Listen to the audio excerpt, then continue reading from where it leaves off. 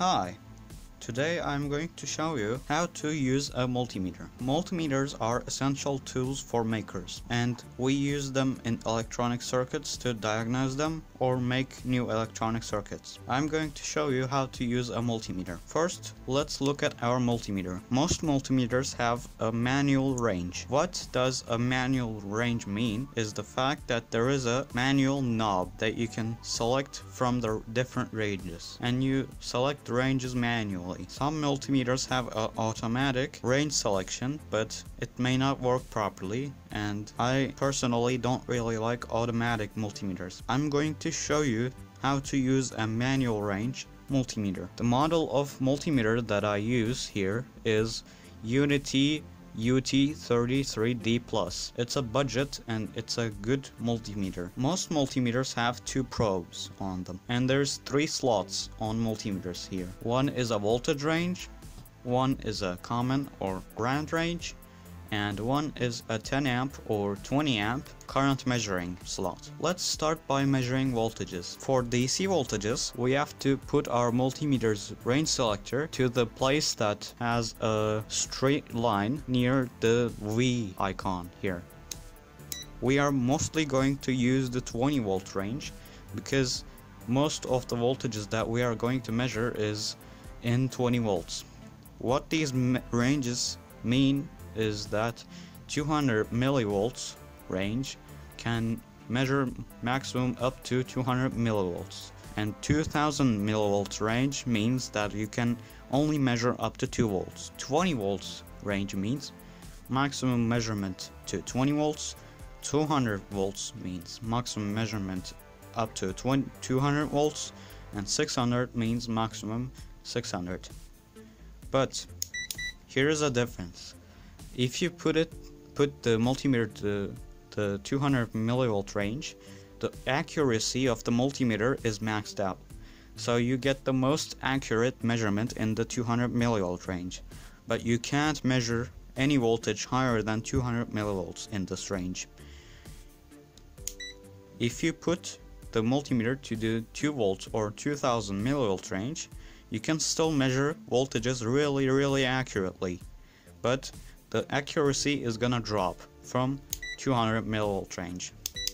And if you measure a voltage that's below 2 volts in 20 volts range while you have a 2 volt range already, you're actually making a mistake, because you can have better accuracy at 2 volts or 2000 millivolts when you measure 2000 millivolts only. 20 volts is the most useful feature on this multimeter because most of us use voltages that are low voltages, like 5 volts, 3.3 volts, 12 volts, and maybe even 19 volts.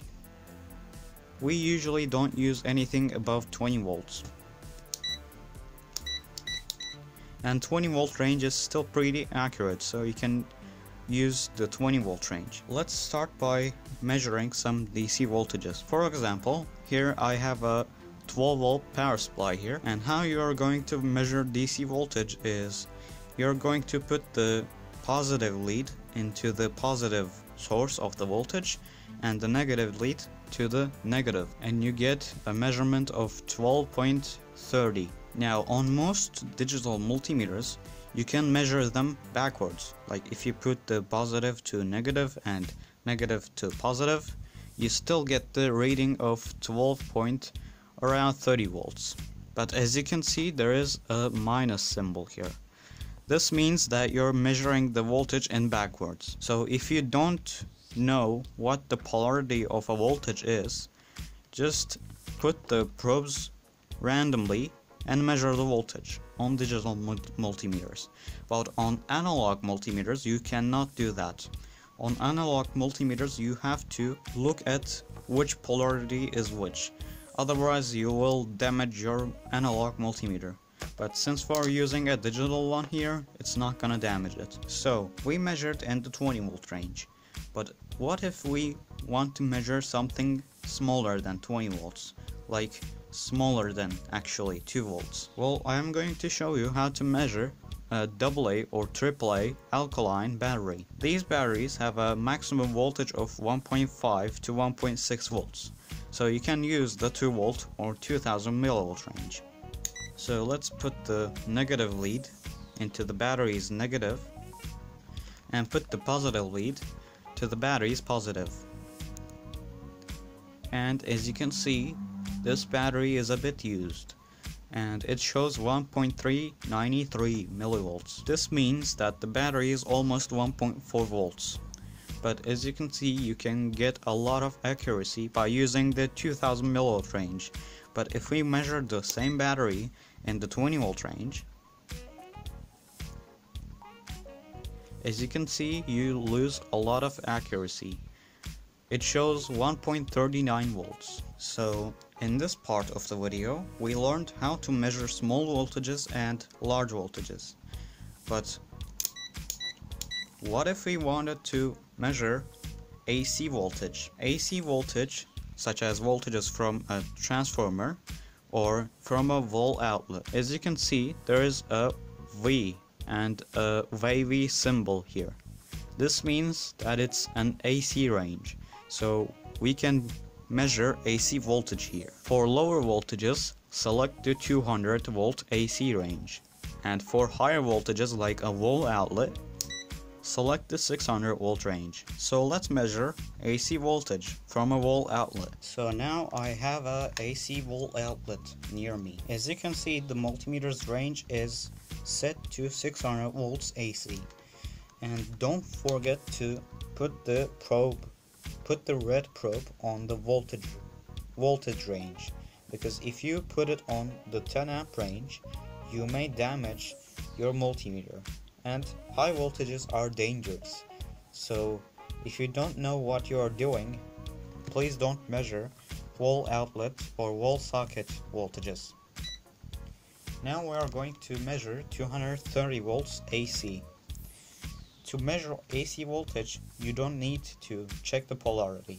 You can just put them in. As you can see, 233 volts of voltage, and there is a high voltage symbol here warning you, and that's how to measure AC voltage. But for measuring AC voltages, if you don't have a multimeter that has a CAT rating on it, I don't recommend you to measure AC voltages, especially high AC voltages, with a multimeter that doesn't have a CAT rating.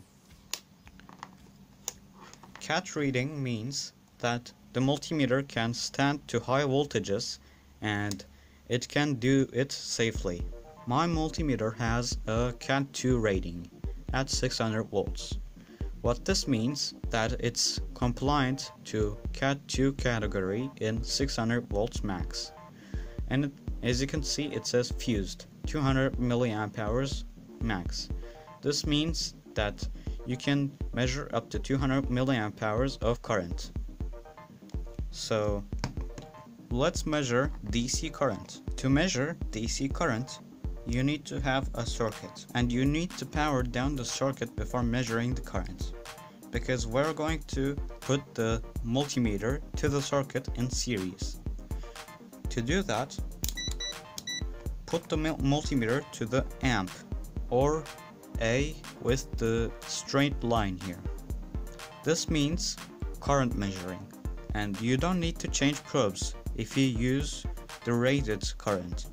For example, there's 200 milliamps and I'm going to measure an LED. So I don't need to use the 10 amp range, because at 10 amp range you will lose a lot of accuracy. For measuring higher currents than 200 milliamps, you need to use the 10 amp range. To do that, you need to remove the red probe from here to the 10 amp range, like this. And you need to switch your multimeter from 200 milliamps to 10 amps, like this. And as you can see, it says amps right here. But if you put it on 200 milliamps, as you can see, it says milliamps here.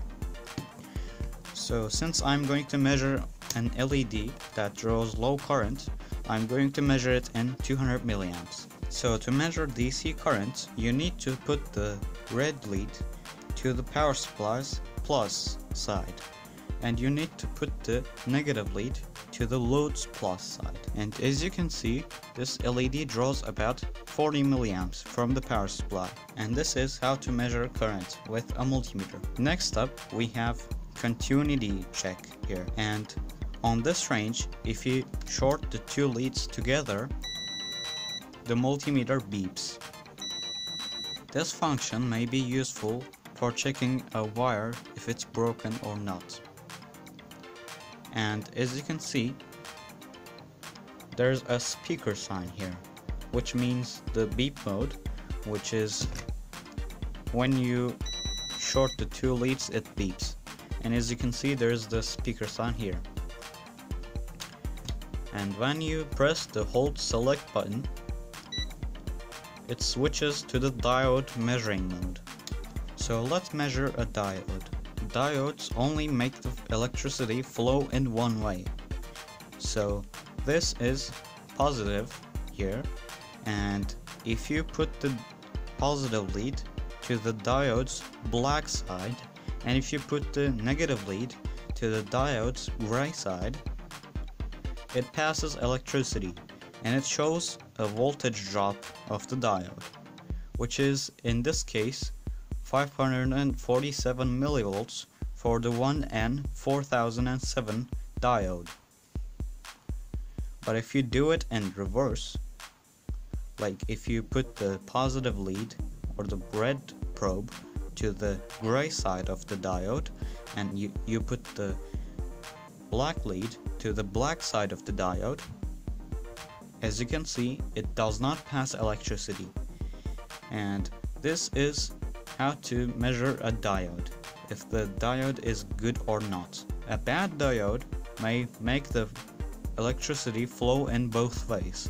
So if you get the measurement of a voltage drop in the polarity that the diode shouldn't conduct electricity, this means that the diode is probably bad. But not only you can measure diodes in the diode measuring mode, you can also measure LEDs, because LEDs are also a type of a diode.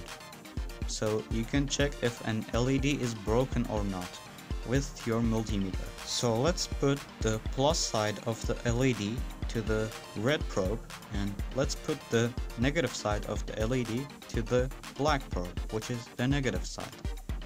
And as you can see, the LED lights up really dimly. This is an orange LED that has a low voltage drop of about 1.783 volts. But if you use an LED with a higher voltage drop, it's not going to light up. For example, I have a white LED here, and when I put it like this, I get open loop. This means that the LED's voltage drop is higher than 2000 millivolts, which is the most voltage that this multimeter can supply for measuring LEDs or diodes. But this orange LED has a low voltage drop of 1.7 volts, and it can light it up like this. And if you put the wrong polarity like I did, you're going to get an open loop, because LEDs also only make the electricity pass from one side only. And this is how you measure continuity or diodes or LEDs in this range. So let's measure resistor. For this test, I'm going to measure a 10K resistor.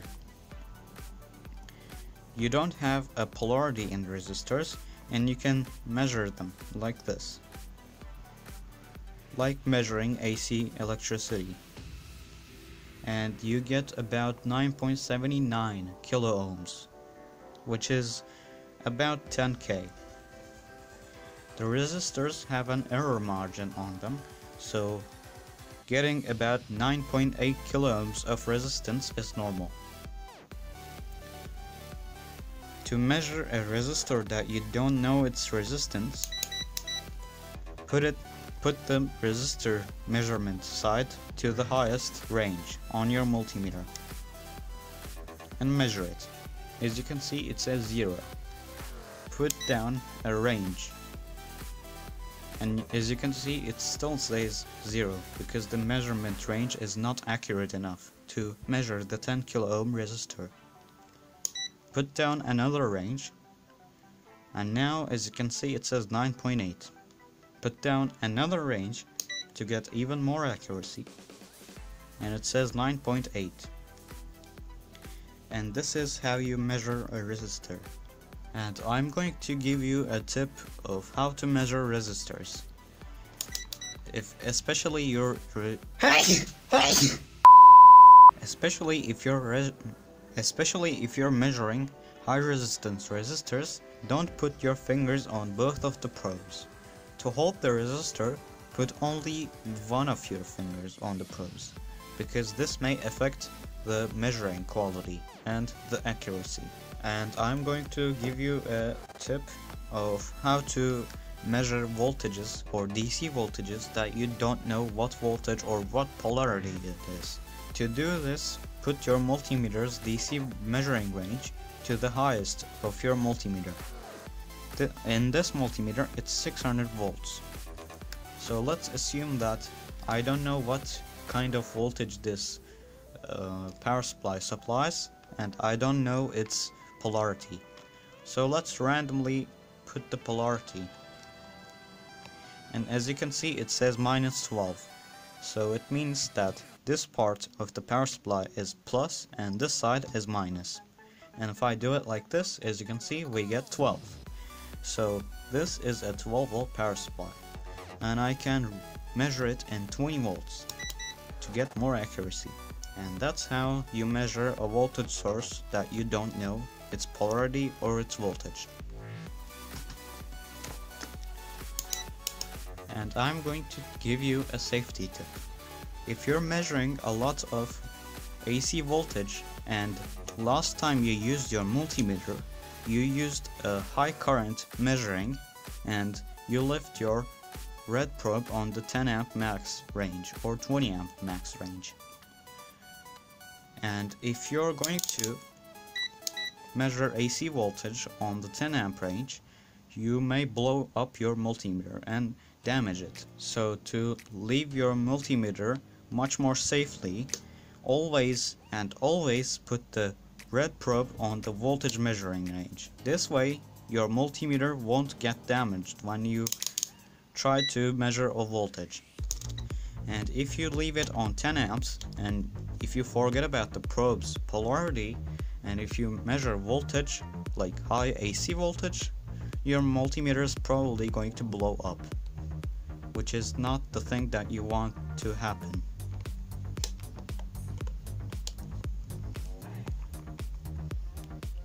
This is Arduino Atölyem, and today I showed you how to use a multimeter. And if you find my videos useful, please give a like to the video and consider subscribing to my channel. Thank you for watching, and see you on the next video.